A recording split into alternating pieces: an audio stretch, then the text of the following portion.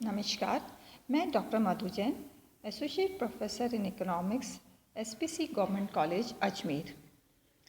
बच्चों, आज हम मीट का आर्थिक वृद्धि का नव क्लासिकी सिद्धांत पर चर्चा करेंगे, यानी कि meets new classical theory of economic growth. ये सिद्धांत जो है प्रोफेसर मीट का ये सिद्धांत है। कहा जाता है कि कैम्ब्रिज विश्वविद्यालय के प्रोफेसर जेई मीट ने आर्थिक वृद्धि का न्यू क्लासिकल मॉडल निर्मित किया, जिसका उद्देश्य यह प्रकट करना है कि संतुलित वृद्धि की प्रक्रिया के दौरान सरलतम क्लासिकी इकोनॉमिक प्रणाली का या सिस्टम का जो बिहेवियर है वो क्या होगा। और इस सिद्धांत को स्पष्ट करते हुए प्रोफेसर मीट ने अपने सिद्धांत के लिए कुछ मान्यताएं ली, जिन्हें हम अजम्पशन ऑफ द मॉडल कह सकते हैं। तो प्रोफेसर मीट के आर्थिक वृद्धि सिद्धांत की निम्नलिखित मान्यताएं। नंबर 1, स्वतंत्र बंद अर्थव्यवस्था होती है जिसमें पूर्ण प्रतियोगिता यानी परफेक्ट कंपटीशन पाया जाता है। दूसरा है, पैमाने के स्थिर प्रतिफल पाए जाते हैं। तीसरा है, अर्थव्यवस्था में दो वस्तुएं, उपभोग वस्तुएं और पूंजीगत वस्तुएं ही उत्पादित होती है, यानी कि केवल कैपिटल गुड्स और कंज्यूमर गुड्स का ही प्रोडक्शन किया जाता है।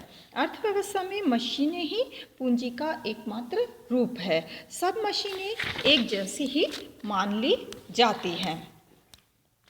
साथ ही साथ ये मान लिया जाता है कि उपभोग वस्तुओं की स्थिर मुद्रा कीमत होती है। भूमि और श्रम का पूर्ण प्रयोग हो रहा होता है, ऐसा माना जाता है। नेक्स्ट है, अल्पकालीन और दीर्घकालीन दोनों में ही श्रम का मशीनरी से अनुपात बदला जा सकता है, यानी कि लॉन्ग टर्म और शॉर्ट टर्म दोनों में है। लेबर और जो मशीनरी है उनके रेशो को हम चेंज कर सकते हैं। प्रोफेसर मीट उसे मशीनरी की पूर्ण लोचता की मान्यता कहते हैं। नेक्स्ट है, ये भी मान लिया जाता है कि पूंजी वस्तुओं और उपभोग वस्तुओं के बीच उत्पादन में पूर्ण स्थानापन्नता होती है, यानी परफेक्ट सब्स्टिट्यूशन पाया जाता है। हम चाहे जितनी मात्रा में, अगर हम पूंजी वस्तुओं का उत्पादन ज़्यादा करना चाहते हैं तो हमें कंज्यूमर प्रोडक्शन के उत्पादन को कम करना पड़ेगा, और ऐसा ही वाइस वर्सा। और नेक्स्ट है, वाष्पीकरण द्वारा मूल्यह्रास की मान्यता, यानी कि मूल्यह्रास होता है। ये कहा, अर्थात प्रतिवर्ष मशीनों की कुछ प्रतिशतता घिस जाती है जिसके पुनः स्थानापन्न की आवश्यकता होती है, यानी कि मशीनों का जब हम उपयोग करते हैं तो वो धीरे धीरे खराब होने लगती है और उनका पूर्ण जो स्थानापन्न है वो करने के लिए आवश्यकता पड़ती है। तो इस प्रकार से प्रोफेसर मीट अपनी इन मान्यताओं के होते हुए अपने मॉडल को निम्न प्रकार से विवेचित करते हैं। प्रोफेसर मीट कहते हैं कि अर्थव्यवस्था में शुद्ध उत्पादन यानी नेट प्रोडक्शन 4 तत्वों पर, 4 फैक्टर्स पर डिपेंड करता है। फैक्टर नंबर 1, मशीनों के रूप में उपलब्ध पूंजी का शुद्ध स्टॉक। दूसरा है, उपलब्ध श्रम शक्ति की मात्रा। और तीसरा है, भूमि और प्राकृतिक साधनों की प्राप्यता। और नेक्स्ट है, तकनीकी ज्ञान की स्थिति, और जिसमें जो ओवर टाइम सुधार होता रहता है, क्योंकि तकनीकी प्रगति जो है वो निरंतर सुधरती रहती है। और ये संबंध उत्पादन फलन के रूप में भी हम इसे व्यक्त कर सकते हैं। तो इसको व्यक्त करते हुए प्रोफेसर मीट अपना पहला समीकरण देते हैं, y = function of k, l, n और t।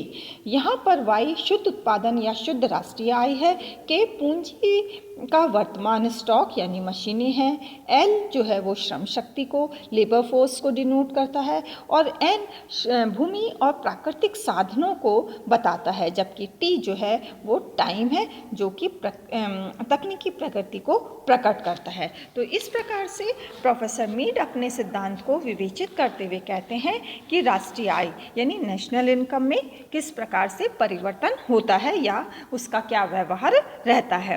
पूंजी और प्राकृतिक साधनों की मात्रा को स्थिर मान लेने से किसी भी एक वर्ष में K, L और T में वृद्धि होने पर शुद्ध उत्पादन यानी कि राष्ट्रीय आय में वृद्धि होती है, जिसे हम निम्न समीकरण से व्यक्त कर सकते हैं, जैसे कि delta y = M P P K delta K plus M P P L delta L plus delta Y.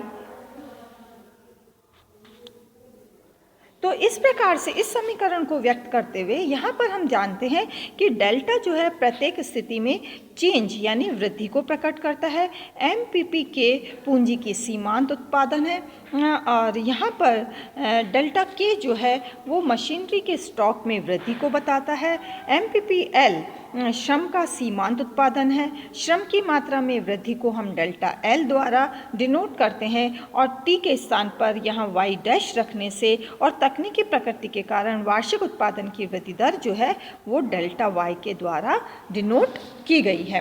तो इस प्रकार से हम देखते हैं कि उत्पादन की वार्षिक आनुपातिक वृद्धि दर को दिखाने के लिए समीकरण 1 जो है उसको दोनों तरफ से डेल्टा वाई से विभाजित कर दें तो हमारा एक नवीन समीकरण जो है वो प्राप्त होता है। इस समीकरण को पूर्ण रूप से दिखाने के लिए पूंजी स्टॉक की आनुपातिक वृद्धि दर और श्रम शक्ति की आनुपातिक वृद्धि दर को भी व्यक्त किया जाता है और ऐसा करने के लिए डेल्टा के को के से गुणा और के से हम डिवाइड करेंगे और इसी प्रकार से डेल्टा वाई को डेल्टा एल को एल से मल्टीप्लाई और एल से ही हम डिवाइड करेंगे और इस प्रकार से हमें एक नया समीकरण प्राप्त हो जाता है जहाँ पर delta Y divided by Y उत्पादन की आनुपातिक वृद्धि दर, डेल्टा के डिवाइडेड बाय के पूंजी स्टॉक की आनुपातिक वृद्धि दर को और delta L divided by L श्रम की आनुपातिक वृद्धि दर को और delta Y dash divided by Y तकनीकी प्रकृति की आनुपातिक दर को डिनोट करता है। अब हम इन आनुपातिक वृद्धि दरों को क्रमशः एक दूसरे तरह से हम व्यक्त करते हैं जो कि ये बताता है वाई के एल और आर से व्यक्त करते हैं। अतः इस प्रकार से हमारा जो आधारभूत समीकरण 2 है वो इस प्रकार से बन जाता है। इस समीकरण के अनुसार y equal to you K plus Q I plus R, जहाँ पर इस समीकरण में जो है y जो है वो i की वृद्धि दर को बताता है, पूंजी के आनुपातिक सीमांत उत्पादन को u बताता है जो कि पूंजी की आनुपातिक सीमांत उत्पादन u द्वारा भारित योग यानी वेटेड सम पूंजी के स्टॉक में वृद्धि की दर है और के यहाँ पर पूंजी के स्टॉक की वृद्धि दर जो है वो के द्वारा डिनोट की गई है। एल के द्वारा श्रम के सीमांत उत्पादन द्वारा भारित जनसंख्या की वृद्धि दर आई से बताई गई है और इस प्रकार से आर जो है वो तकनीकी की जमा तकनीकी की वृद्धि दर का योग है और इस प्रकार से इस समीकरण के द्वारा उन्होंने आनुपातिक वृद्धि दरों को प्रकट करते हुए एक दूसरा समीकरण प्रकट किया है। दूसरा है प्रोफेसर मीर ने प्रति व्यक्ति वास्तविक आय यानी कि रियल पर कैपिटा इनकम को भी विवेचित किया है। लेकिन अर्थव्यवस्था की वास्तविक वृद्धि दर का सूचक आई यानी कि वाई की वृद्धि दर की अपेक्षा प्रति व्यक्ति वास्तविक आय की वृद्धि दर है। अतः प्रति व्यक्ति वास्तविक आय की वृद्धि दर को हम इस प्रकार से एक नए समीकरण के द्वारा व्यक्त कर सकते हैं। समीकरण है y minus l equal to you k q I plus r minus l. यहाँ पर समीकरण में जो है l minus 1 minus Q l भाग घटते प्रतिफल की प्रवृत्ति को प्रकट करता है, जबकि हम ये मानते हैं कि पूंजी और श्रम भूमि की दी हुई मात्रा पर श्रम की मात्रा बढ़ती जाती है। तीसरी स्थिति को स्पष्ट करते हुए प्रोफेसर मीर ने पूंजी संचय यानी कैपिटल एक्यूमुलेशन को लिया है। उन्होंने बताया कि अर्थव्यवस्था की वृद्धि दर वास्तव में एक अन्य महत्वपूर्ण साधन पूंजी संचय की वार्षिक दर से भी निर्धारित होती है जो कि समीकरण 2 में यूके के तथ्य से निहित है और इसे प्रकट करते हुए उन्होंने एक नया समीकरण u k equal to m P P k divided by y into delta के divided by k into k इस प्रकार से उन्होंने सूचित किया और ये कहते हैं कि पूंजी स्टॉक में वृद्धि दर शुद्ध राष्ट्रीय आय में से बचतों के बराबर होती है। अतः नया आधारभूत समीकरण जो है वो इस प्रकार से बन जाता है। यू के इक्वल टू वी एस, इसमें यहाँ पर जो है एम पी पी के इक्वल टू वी लिया गया है। इस प्रकार आधारभूत समीकरण 2 में यू के इक्वल टू वी एस रखने से Y minus one V S equal to V S minus one minus Q L plus R, ये एक नया समीकरण बन जाता है जो कि पूंजी संचय की मात्रा को प्रकट करता है। प्रोफेसर मीट ने अपने सिद्धांत में, अपने आर्थिक वृद्धि सिद्धांत में तकनीकी प्रगति, टेक्निकल प्रोग्रेस को लिया और यदि वो कहते हैं कि यदि तकनीकी प्रगति आर और जनसंख्या आई की वृद्धि दर को स्थिर मान लिया जाए, तब ऐसी स्थिति में वस्तुओं की दर में वृद्धि प्रति व्यक्ति पूंजी को बढ़ा देगी और पूंजी की सीमांत उत्पादन यानी वी में कमी ला देगी।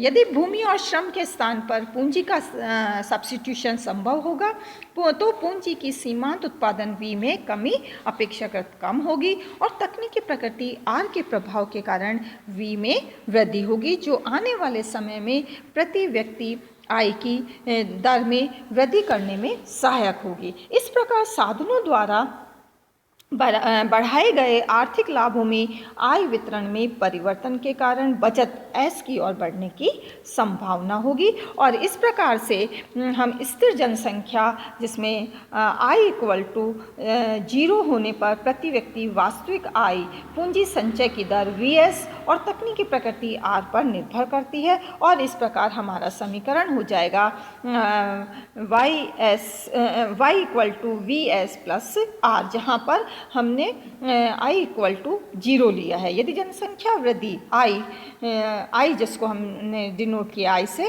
के साथ साथ तकनीकी प्रगति r जिसको हमने डिनोट किया था को भी स्थिर मान लिया जाए तो प्रति व्यक्ति आय y में वृद्धि दर vs के साथ सीधी परिवर्तित होगी, अतः ऊपर का समीकरण y इक्वल टू vs हो जाएगा।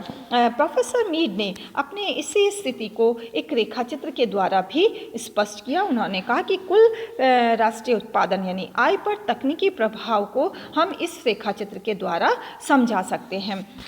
उन्होंने जो OX एक्सिस है उस पर जो है पूंजी स्टॉक के कुल भंडार को लिया है और कुल वार्षिक शुद्ध उत्पादन को वर्टिकल एक्सिस यानी OY एक्सिस पर लिया है। वक्र जो है OF1 जो है वो उत्पादन फलन है जो एक वर्ष में तकनीकी ज्ञान दिया होने पर मशीनरी की दी हुई मात्रा को व्यक्त करता है। यदि एक वर्ष में मशीनरी की मात्रा ओके है तो उस वर्ष उत्पादन KA होगा और इस प्रकार से बिंदु A पर वक्र की ढाल मशीनरी का सीमांत उत्पादन बताती है जो कम होती जाती है जो जो हम वक्र की दाईं ओर चलते हैं। ऐसा इसलिए होता है कि अन्य साधनों की तरह मशीनरी पर भी हमें जो है वो घटते हुए प्रतिफल का नियम मिलता है।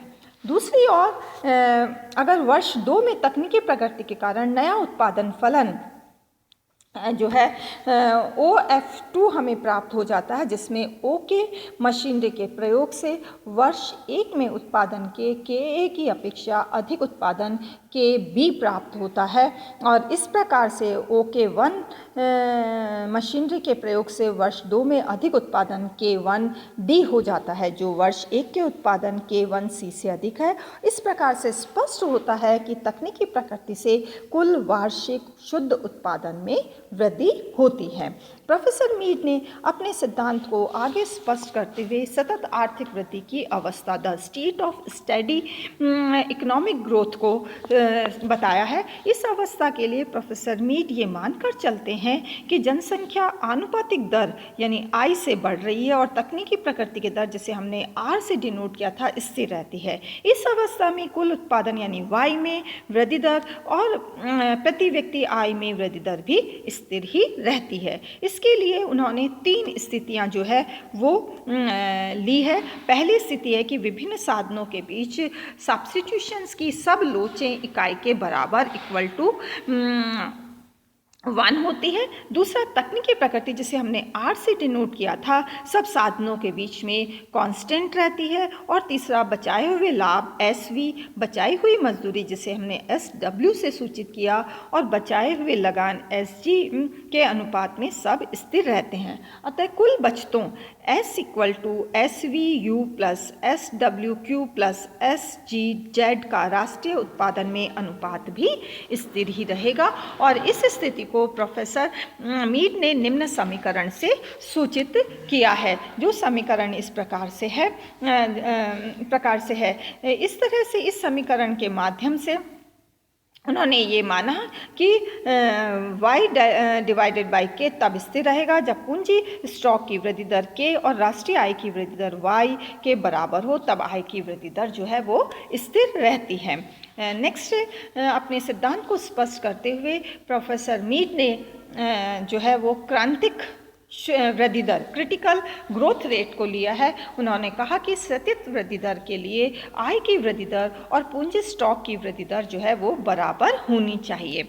दूसरे शब्दों में ये कहा जा सकता है कि delta Y divided by equal to delta के डिवाइडेड बाई के होनी चाहिए, क्योंकि प्रोफेसर मीड कहते हैं कि पूंजी स्टॉक की एक क्रांतिक वृद्धि दर होती है जिस पर आय की वृद्धि दर और पूंजी स्टॉक की वृद्धि दर दोनों ही बराबर होती है। ये तभी संभव होगा जबकि y इक्वल टू के इक्वल टू ए जो है वो स्थापित हो, और इस प्रकार से एक नया समीकरण बनेगा जो बताता है कि a equal to Q I plus R divided by 1 minus you.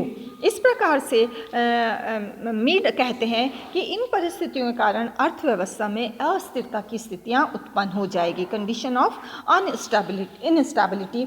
यदि किसी समय स्थिर या सतत वृद्धि के स्तर में किसी भी प्रकार का विचलन होगा तो पूंजी स्टॉक की वृद्धि दर के होगी, और ऐसी स्थिति में पूंजी स्टॉक में वृद्धि आय में वृद्धि से अधिक होगी, जिसके परिणाम स्वरूप बचतें कम हो जाएगी, जो आगे चलकर पूंजी की वृद्धि दर में भी कमी करेगी और उसको आय में वृद्धि दर के बराबर ला देगी। इस प्रकार से इस स्थिति को स्पष्ट करते हुए प्रोफेसर मीड ने निम्न रेखा चित्र का प्रयोग किया, और उन्होंने बताया कि सतत आर्थिक वृद्धि दर यानी कि किस प्रकार से हमें प्राप्त होगी। वो कहते हैं कि सतत आर्थिक वृद्धि दर की स्थिति को सूचित करने के लिए यहाँ पर हमने ओवाई एक्सिस पर जनसंख्या वृद्धि दर QI और जो है जमा तकनीकी दर R को मापा गया है।